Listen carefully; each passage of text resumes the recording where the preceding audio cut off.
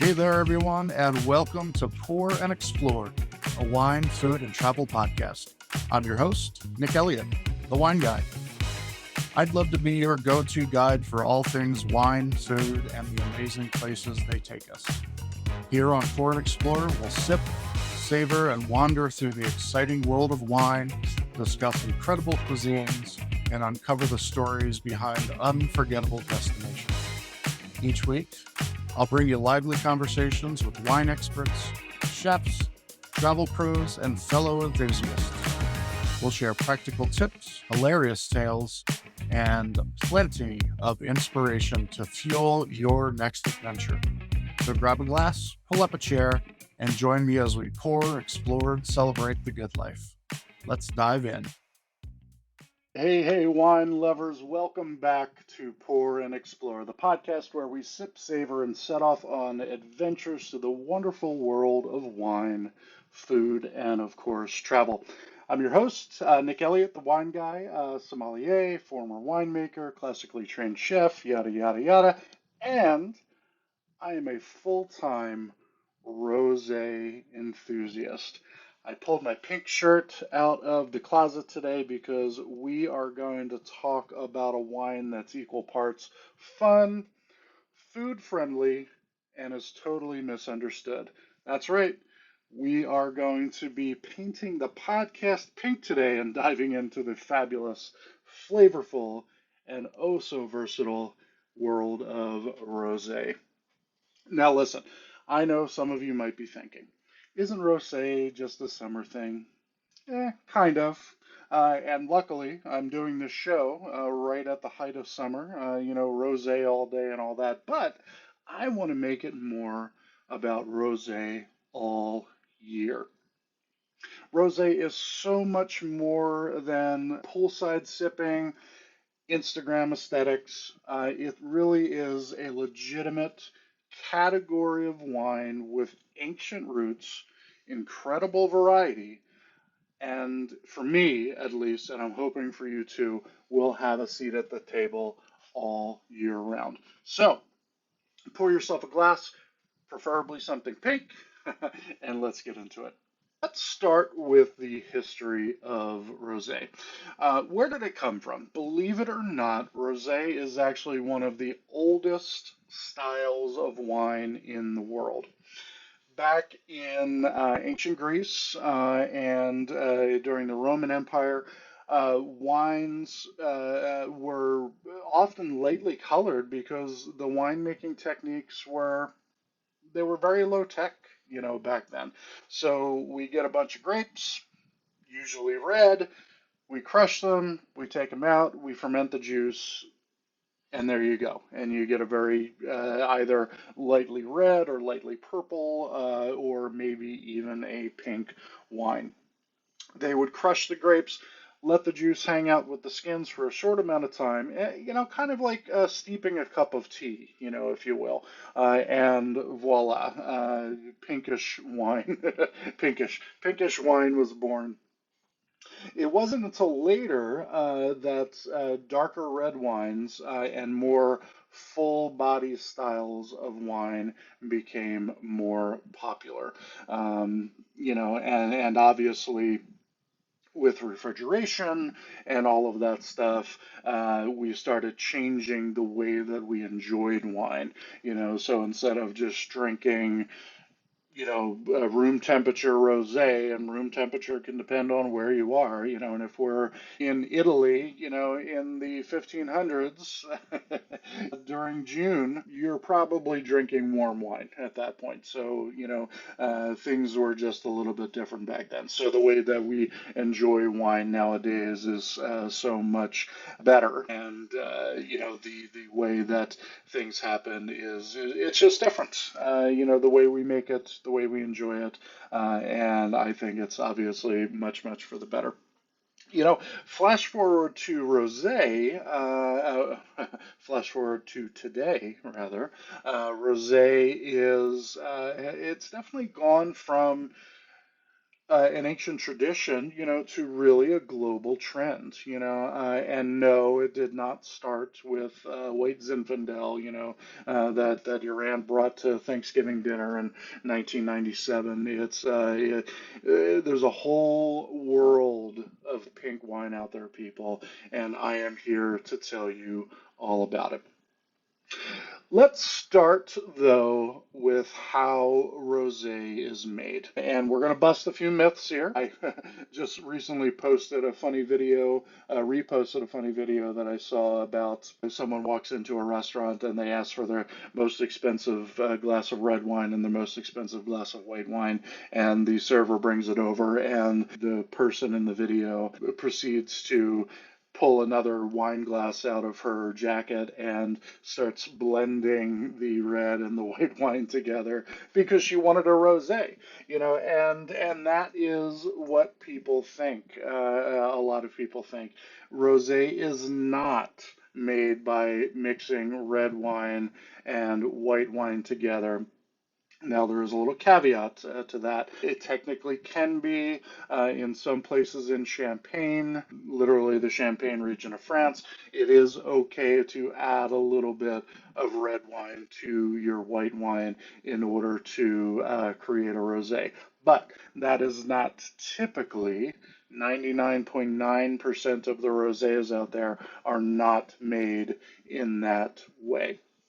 So, how is it made, Nick? Well, I'm going to tell you.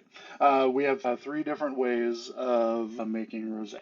The first type is called a direct press, and the direct pressing method is taking red grapes. They are gently pressed very quickly, and what you're getting is the extraction of this blushy color of grape juice. This method is typically used in making Provence style rosés. And Provence style rosé, very dry, very pale, crisp, clean, beautiful, beautiful wines, high acidity, really, really nice. I do want to slip in here real quick because I think it's an important part of this discussion is where the color of wine comes from. No, the color of wine does not come from the grape juice. The color of your wine comes from the skins. So the darker the skin of the grape, the darker your wine will be if it's allowed to sit for any extended period of time. Lighter red grapes will produce lighter red wines. Darker red grapes will produce darker red wines, and everything in between. And then let's talk about orange wine for a second. Orange wine is not made from oranges, nor is it really orange. It's That's just a name for it. And what happens in the production of orange wine? It's made from white grapes. White grapes do have color in the skin. It's usually orangey or golden or maybe yellow, yellowish green, color, and those grape skins are going to give a hue to the finished wine, which is allowed to sit on the skins for a certain amount of time. So, again, color of wine comes from the skins, whether that be white or yellow or pale, whatever the color is of the grape itself. There are gray ish colored grapes, which are not really gray. There's a haze that goes over the skin of the grape that gives it that grayish color. Pinot Gray is what that is. So there's kind of an in between color for grapes as well. And then, of course, your red grapes and a whole rainbow of reds and purples as well. So, all right, I'm going to get off my soapbox and talk about the other two ways that we make rosé. Another way we do it is called maceration, and maceration is where the juice does spend a short amount of time actually sitting on the grape skins, and so instead of just pressing the juice, letting a little bit of the color come out, like in example number one. Example number two, we're actually going to allow the juice to sit on the skins for an extended period of time, usually from a few hours to a day, not more than that. And what we're doing in there, we're not only pulling in more color, but we're also pulling in more flavor and more texture from the skins of the grapes, which is going to give the finished wine a little bit more body, a little bit more mouthfeel when you're drinking it. So that is the maceration method, and then finally there is, and these are the general methods of doing things. I'm sure someone's come up with more than three ways to do it, but these are the main ways, as we typically do on the show. We're speaking very generally. The third method, and my favorite method, because it's a twofer method, which I really like. It's called saignée. And saignée is the French word for bleeding. And we use this method. This is the way that I made rosé wine all those years in Monterey County. Um, we bleed off a little bit of the juice after it's allowed to sit in that maceration for just a short amount of time. So after a few hours to a day, we're going to bleed the blush colored wine, the pink colored wine, or the slightly salmon color or coral color, which is what you tend to get from Pinot Noir, which is what I made rosé from. And we're going to bleed some of that juice off, and then that juice is going to go into its own tank and start the fermentation process. So we get one wine out of this tank. Now, what's left in that tank is less juice and more skin and pulp and seeds and all of the stuff that goes into the fermenting tank. And what we're getting in that fermentation is a more concentrated, because you have less juice to more skins and so on. You're getting a more concentrated wine from this method. And that's why many French producers do it this way. Many producers globally do it this way because it really is a great way to concentrate your red wine over here, and then you've got this beautiful rosé wine on this side that you can sell to people who don't necessarily drink reds, or want something different, or want, as the owner of a business, you want an extra product to have on the website. So this is a really great way to do it, and I very much love it. Let's talk about, we talked about rosé being a global thing, and that's absolutely true. So let's talk for a second about the globalization of rosé wine, because it's not just a French thing by any means. Provence does deserve a gold star for the amazing, and Provence, by the way, is down in the southeast of France in the Rhone region. So that's where that wine is being produced in France. And they're really producing some beautiful things out there. But if you want to expand your horizons on rosé, let's look at some of these other places as well. Let's start with Spain. France's next door neighbor. Spain is no slouch when it comes to making rosé, or what they call rosado in Spain. It's often darker and bolder, typically made from Garnacha or Tempranillo are the two grapes that they use quite a bit in Spanish rosé making, and the rosado is amazingly food friendly. Really, really good stuff. It's going to have nice acid, but it's going to have great body too. Doing it with a piece of salmon or even a steak, nice salad. And we're going to talk about food pairings with these wines in just a few minutes. So I'm going to try not to get ahead of myself here. In Italy, another neighbor of France, Rosato with a T, the styles in Italy do vary pretty widely.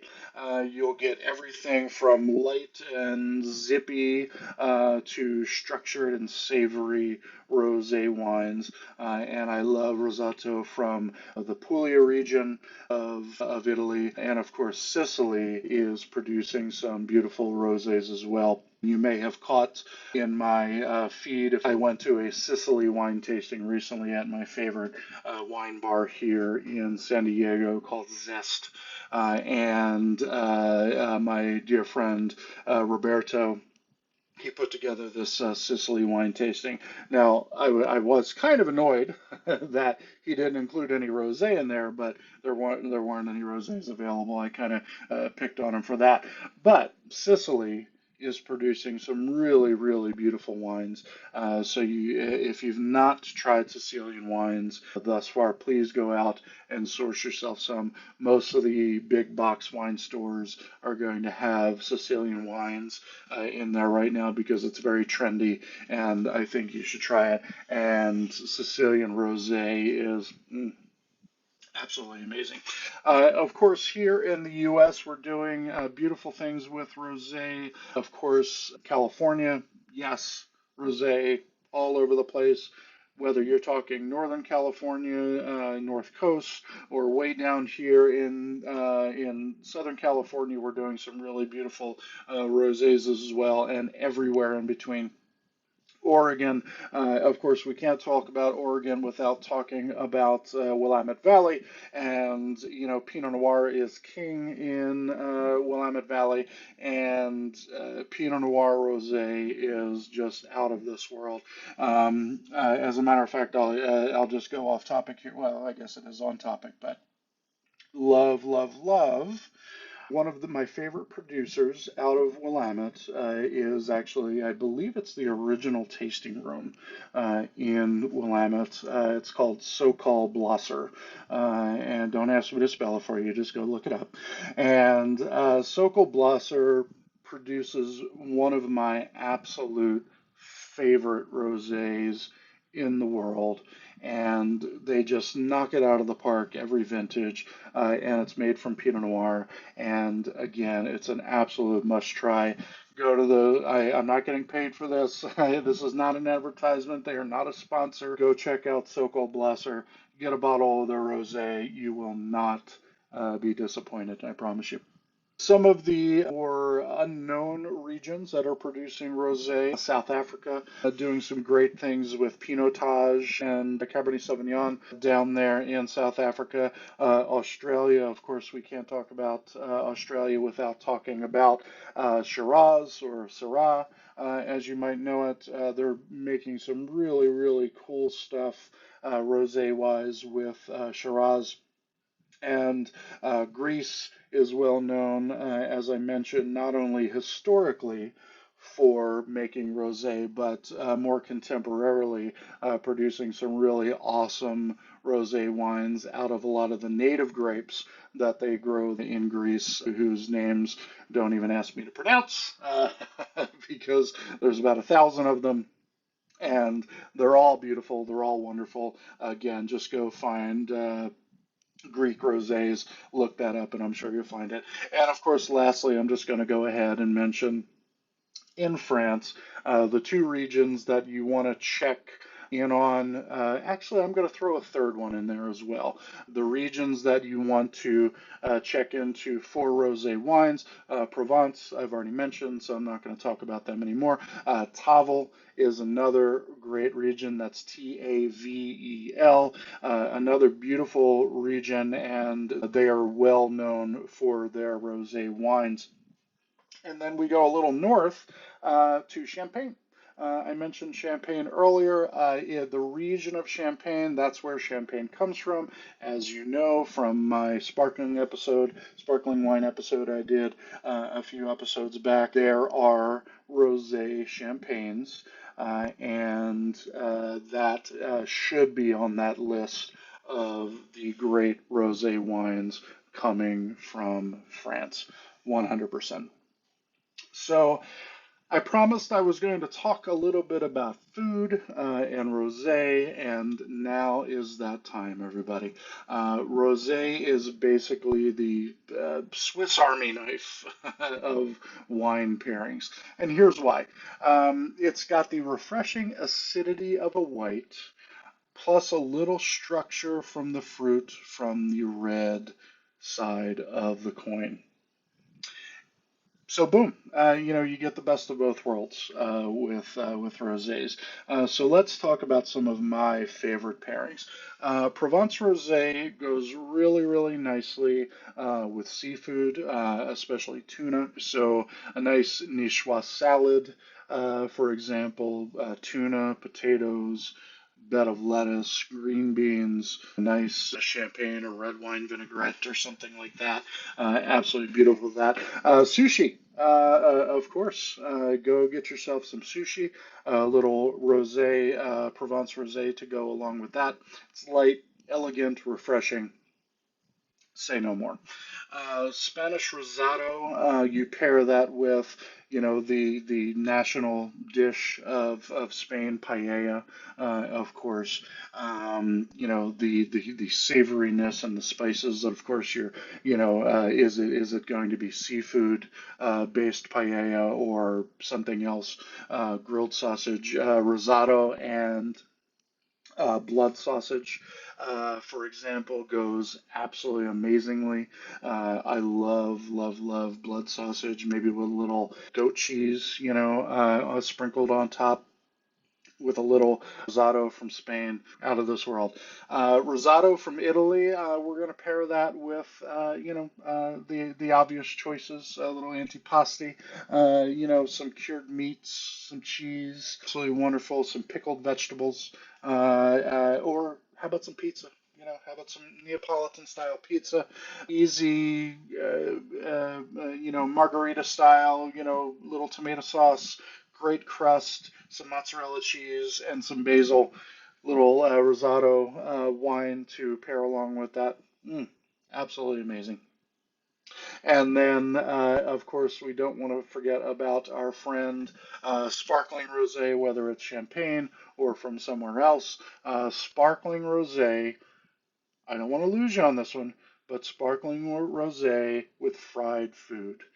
Fried chicken, potato chips, French fries. Do I need to say any more? Trust me on this. Go give it a try. Love it, love it, love it. And let's not forget about desserts. Rosé is going to be great with berry tarts, shortcake, sorbet. The Rosés are going to come, like in white wines and sparkling wines, they are going to come in different styles, or not different styles, different sugar content. So you get very, very dry rosés, and you can get very sweet rosés as well.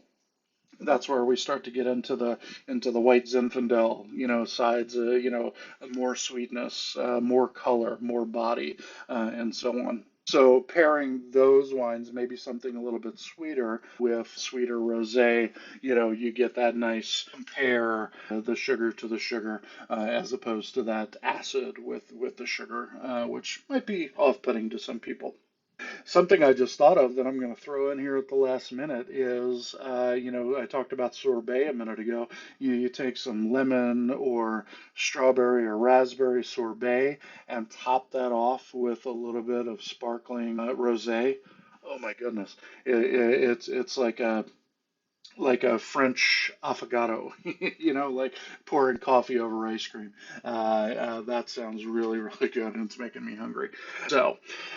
With that being said, I'm so glad you guys stuck around with me for this episode. I love talking about rosé, and I love drinking rosé, and I think I'm gonna go have a glass of rosé right now because I've got a bottle open in the fridge. And it really is. The way that rosé is being made nowadays, this is not your mama's rosé. This is not your aunt's rosé, that we're producing out there. And I would really also love for rosé to be viewed as something that you can enjoy all year round. I've got the bottle in the fridge right now. It's summertime here in San Diego, so it's warm, a tiny bit humid. So drinking that wine cold out of the fridge is going to be awesome. But you know what? Sometimes I'll just pull a bottle of rosé out of my little wine cabinet and I'll drink it just the way it is, especially in the winter time and things like that. So I encourage you to experiment a little bit, have fun with it, of course. And what's my motto, people? You drink what you like. So find out the way you enjoy it the most, the way you like it the most, and that's how you enjoy it. All right, guys, that is going to wrap up today's rosé episode. Hopefully, I've convinced you that rosé is not just for the summertime, and it is certainly not basic, as the kids say. So whether you're sipping a glass of rosé poolside, pairing it with your favorite meal, or just popping a bottle because it's Tuesday. It's Monday here, but or it's Tuesday. Rosé has a place in every season, and I would say at every table. So if you learned something new, discovered a rosé to try, or want to spread the pink wine love, here's what I would love for you to do. Number one, subscribe to this podcast. No matter where you are, hit that follow button, hit that subscribe button. I would really, really appreciate it. It would help me out a lot if you would do that for me, and I would be forever grateful. So that's step number one. Please tell me, drop a comment in my social feed and tell me what you're drinking on the rosé side.